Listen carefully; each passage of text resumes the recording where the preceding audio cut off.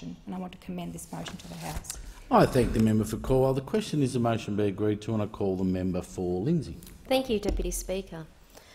Today I rise in support of the motion before the House and also to mark the 5th anniversary of the apology to the stolen generations.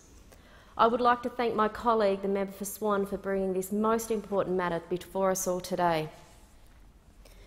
Deputy Speaker, in the words of the Prime Minister, in regard to our Indigenous brothers and sisters, there is still so much more that must be done. I come from the electorate of Lindsay.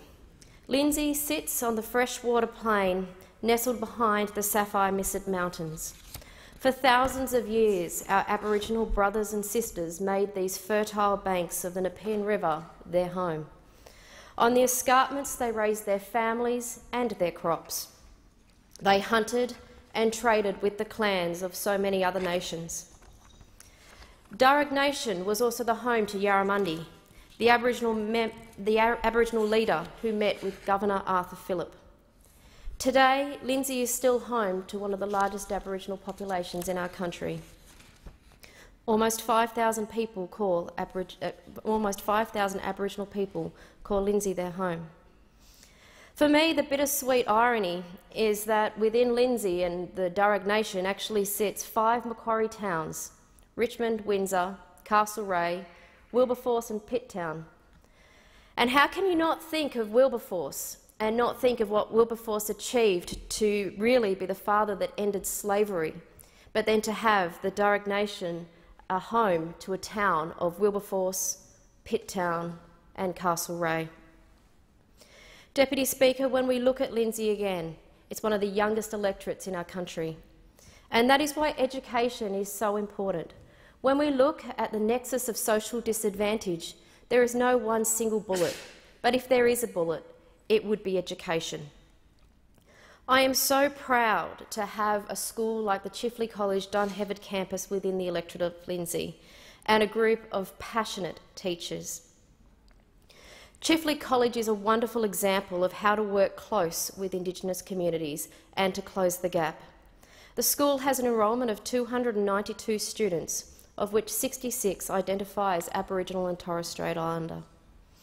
Working with the local elders, Auntie Edna Watson, Uncle Wes Mann, the school's rich curriculum engages with students in celebration of Aboriginal cultures, traditions and histories.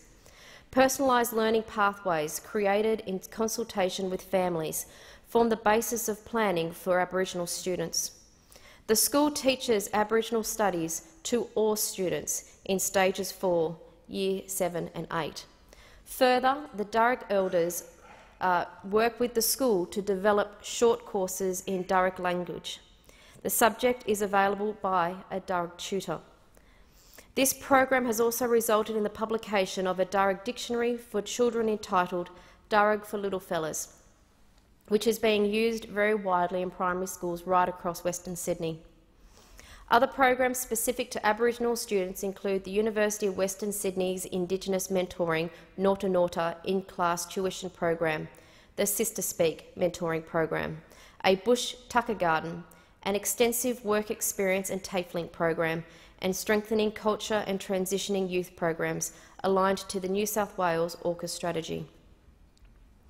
Deputy Speaker, Mr Jones, the principal of the Chifley College, says, "These programs ensure learning support for Aboriginal students is strategic, planned and multifaceted to meet Aboriginal student educational needs at an individual level. There are sound evidence Aboriginal students demonstrate a deep respect for their school as an important part of their community life."